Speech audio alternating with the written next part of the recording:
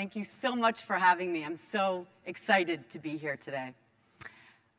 At Google, I have the privilege, and my team has the privilege, of sitting side by side with technologists, creative directors, marketers, designers, to help them build brand experiences or ideas or products or technologies for the digital space. And my team in particular, we bring insights into what we call the culture of digital, what people are doing in the digital space. So you can imagine, when I first came to Google, how blown away I was with all the access to data that we have. En masse, we know what people are doing on YouTube, how many videos they're watching, or how many times they're hooking up to their phone, or what social media sites are really popular. I was blown away. So cool. But then we figured something out pretty quickly. That, yeah, it's pretty cool to have all this data, to have all this, what I call what, at our fingertips. But it was leaving us kind of cold. It wasn't giving us the juice, the fodder we needed to create that really deep, emotionally resonant, human kind of experiences or technologies or products. And so we said to ourselves, you know what? We got to go beyond the what. We can't just ask what people are doing, what they're sharing, how often they're sharing it. We got to ask why. Why are people spending so much time uploading funny videos, right? Or, why are they spending so much time on their damn phones? Or why do we have to have so many social media sites, right? Why? Because we believed if we could dig into the why, if we could understand the meaning behind all this behavior, then we could unearth something truly amazing and juicy. And so to figure out the why, we partnered with those very people who spend their lives trying to unearth the symbolic value of things and rituals and products, anthropologists. And we conducted ethnographies around the world, added other social sciences to the mix, and layering our data on top of it, and what we found was fascinating. And that all this digital play, yeah, it may be fun or functional or even sometimes frivolous, but it's more than that. It's deeper than that. It's actually really meaningful and powerful. And more than that, it can amplify human experience. It allows us to assert and unleash deep-seated human needs and desires like never before. And so for the few minutes I have here with you, I'm going to share a few experiences to bring that to light. Now, there's no question we can't live without our phones, right? I see a lot of you are already getting bored looking at your phone. There's no way I would have gotten on this stage on time without my map app. But our relationship with our phones goes far deeper than that. I'm going to share with you just one example of that. Yes, we live in a highly virtual world where we can have hangouts with people from Timbuktu, Tokyo, Texas, all at the same time, and yet we still are hardwired. We still fundamentally want to connect with the physical places and spaces that surround us. That's why we care about decorating our home or the local haunt around the corner. These places ground us emotionally. They serve as our foundational compass. Decades ago, Winston Churchill said, "We shape our buildings, and afterwards our buildings shape us." Every place has our memories attached to them, and those places constantly remind us of who we are. We call this act of adding meaning and value to places in anthropology placemaking. And our smartphones allow us to placemake like never before.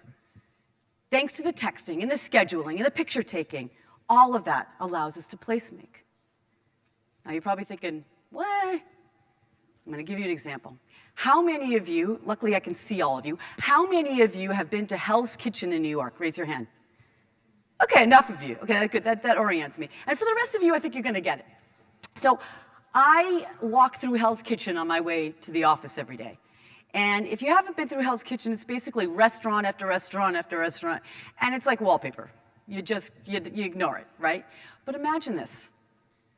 All of a sudden, I happen upon a restaurant, catches my eye. Well, right then and there, through the portal of my mobile device, I can investigate. Well, what is that restaurant all about? Who's the founder? When was it founded? What's the cuisine like? I'm interested. I walk in, and thanks to Yelp, right, I know where to sit. What's the best seat in the house? What's the best dish? So I sit there, so I order it. It comes to me. It's gorgeous, so what do? Of course, I take a picture of it, right? And then I send that picture out to the ether to my friends, and then somebody immediately texts me back and says, oh my God, I love that restaurant because that's where my husband proposed to me. Oh, and by the way, add chipotle sauce to the dish. It'll taste so much better. All of that, that picture taking, that texting, right, that investigating, all of that allowed me to add meaning and value to a place that I normally would have just passed by. So as I partner with my colleagues, and we think about what do we want to create in the mobile space, I say to them, don't just think about the functionality, which is huge, but also think about its ability to allow us to dimensionalize our neighborhoods, allow us to place make. And an artist who got this really well, Bob Dylan, a few years ago. Dylan was promoting his new album, The Tempest. And what did he do? He created an iPhone app called Sound Graffiti, which allows you to unlock songs from his new album in certain places and spaces that have significance to him and his music. So what happens is that not only do you get the surprise and delight of unlocking a new song, but then you associate that music with that place, adding more meaning and value to it. So cool. Now let's move from the small screen to the big screen for a second. Thanks to the web, we have access to the world's masterpieces. We can get up close and personal to sculptures and paintings like never before. And yet, let's be honest, most of what we upload and download and share are picture after picture and video clip after video clip of everyday things, right? What my buddy ate for dinner last night, the dog jumping, or how about that latte shot? Everyone's seen the latte shot with a swirl on top, right? Or wait, how about a tire? Seriously, I had to present at the mothership, in Mountain View. I wake up one morning and there is a picture in my Instagram feed of a tire. What gives? Who cares? But when we started investigating our feeds more closely, what we notice is we don't just dump everything in there, right? No. We carefully winnow away, picking those shots or those clips or those images that are they're shot or juxtaposed or positioned in such a way to offer us a new perspective. We see these everyday things through a new light. Maybe it's that bowl of cereal, or maybe that latte. Looks a little different. All right, but that hardly constitutes high art. What gives? Well, the answer is surprisingly deep. You see, since the beginning of time, we have all asked ourselves that gnawing question that always seems to crop up when we're sitting in traffic, which I know we had a lot of today, or filling out forms, or waiting for that delayed plane, where we ask, is this all there is? Is this my life? I know I have. And since the beginning of time, Greek playwrights and ancient religions and philosophers have sought to answer that question by feeding our appetite for wonder and discovery in the everyday. We've heard it, there's a term for it, like Proustian, right? Because Proust said the voyage of discovery is not in seeking new landscapes, but in having new eyes. I love this quote, right? Because you see, we crave, we seek the wondrous and the beautiful in the everyday to show ourselves that what we wear and those lattes we drink and where we live aren't mundane, but are full of wonder and full of discovery. So fast forward to today, and we are attracted to those everyday memes and clips and images, especially because of their everydayness, made that much more interesting. Right? What they do is they elevate our everyday, making us see our world with new eyes, making the familiar fascinating and reigniting our love affair with the world. And so as we think about creating stories and experiences, right, let's not always try to reach out for that, unknown thought or insight, right? Maybe it's about helping people rediscover the beauty of what they've forgotten, right? Helping them see the fascination with the familiar, and sometimes the tiny, tiny familiar. And a great example of that is what Mont Blanc did a few years ago. They won a few Cannes Awards for this. And I love this example so much because Mont Blanc is a luxury brand. And for many years, and it's gotten better, but for many years, luxury brands were kind of like, to the digital space. But these guys realized they had to do something different because they were celebrating the 150th anniversary of the chronograph, which is a technology that measures time in intervals of a fifth of a second. And so instead of doing something that, was going to cost bazillions of dollars with gorgeous celebrities in far-off locations with award-winning cinematographers, you know what they did? They solicited videos from everybody, videos of 1 second of their life, of their daily life, not an extravagant scene, 1 second of their daily lives, and then they curated them. They brought them in, they curated them, and they created these gorgeous videos. It was just fascination with the familiar. I wish I could show it to you. I don't have enough time on stage, but definitely during a break, show it. Show it to yourselves, show it to each other. It's beautiful. And I bet you're going to go like this when you see it. And you're going to hear the person next to you go like this when you see it. And there's no coincidence there. In fact, most of what we share, clips, pictures, videos, elicits this reaction. Sometimes it's a reaction, right? Or it's something from the body, from the gut. It's like this energy-inducing kind of experience. And I'm not talking about, the article you share with your boss because you want to look smart, right? I'm talking about this stuff that you're sharing with your spouse, your partner, your friend, your cousin, right? It kind of elicits this from the body reaction. Why is that? Because of the happiness we feel when we know that others are experiencing all this energy and effervescence and pleasure with us. Now, wait a second. We live in this altruistic world all of a sudden? Kumbaya, everybody wants everyone to be happy? No. We're hardwired for this. You see, from our earliest months of life, we learn that by offering gifts of happiness to others, we get that much more pleasure in return. What's our first gift of happiness? As a baby, it's the smile. It's called the social smile. There's a name for it. Now, what happens when babies smile at their moms or dads for the first time? Someone in the audience, tell me. They smile back. And babies feel this love. And then they do it again. And then they, right? And this extends to our larger social network as well. We learn that by offering gifts of happiness to others, we will get that much more pleasure in return because we know we're bonded. By the way, there's a lot of evidence to show that when babies start smiling like this at 4 months, the mother-baby bond escalates. And this is why we tickle our children. Chimps tickle their children to elicit this reaction because they know it'll connect them. And so when we get a energy-inducing or laugh-out-loud clip or video or image, we can't just watch it and then put it into a folder. No, we feel compelled to share it. Because we're not just sharing it, we are sharing in it. And we're not just a consumer of all this energy, we get to be a provider of it too. Constantly fueling this connection we have with others. And we call this the energy exchange. And the energy exchange reminds us that we're connected. I'm not just sending you something frivolous, right? This reminds me that to you and to you and to you, I matter.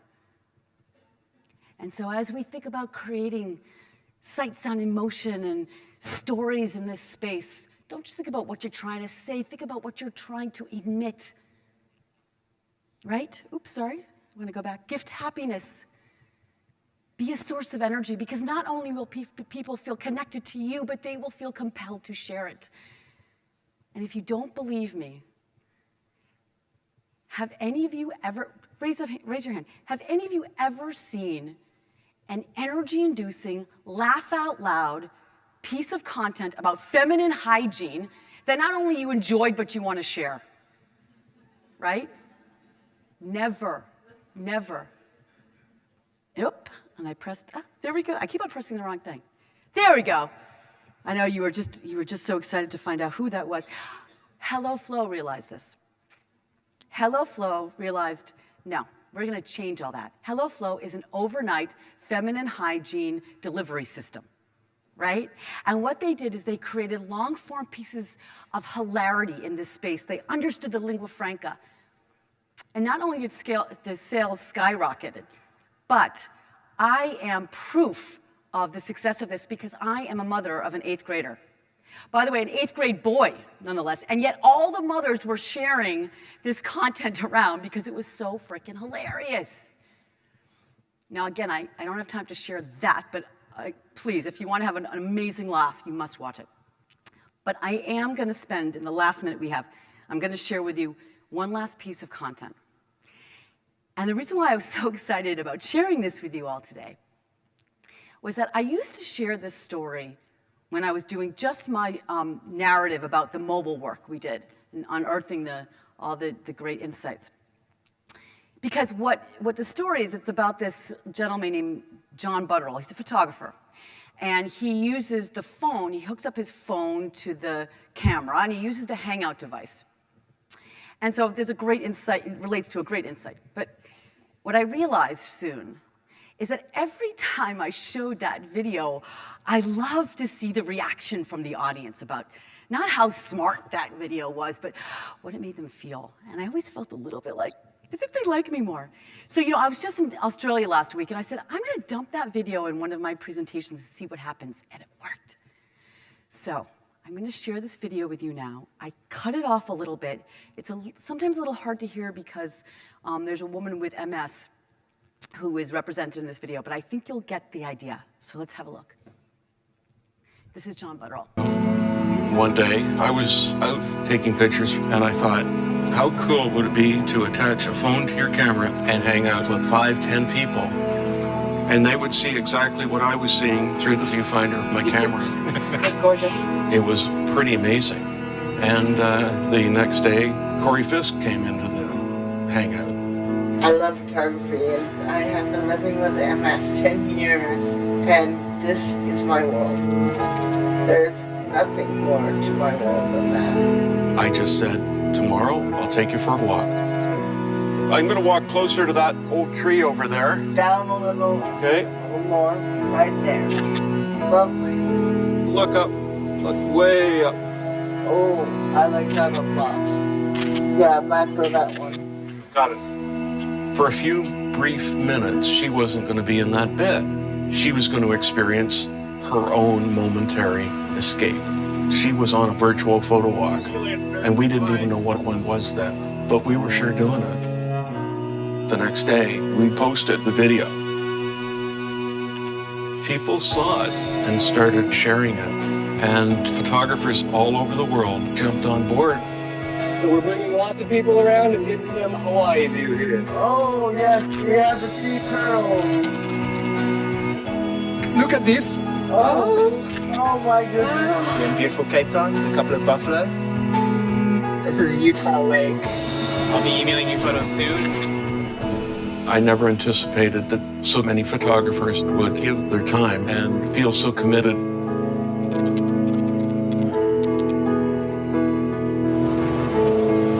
As a photographer, you're in a special place taking pictures, and now people are with you, and for that brief time, you're giving them a little bit of freedom. I'm just gonna sneak around here. It's a very rewarding thing. Can you guys see what I'm seeing at the moment? That is something.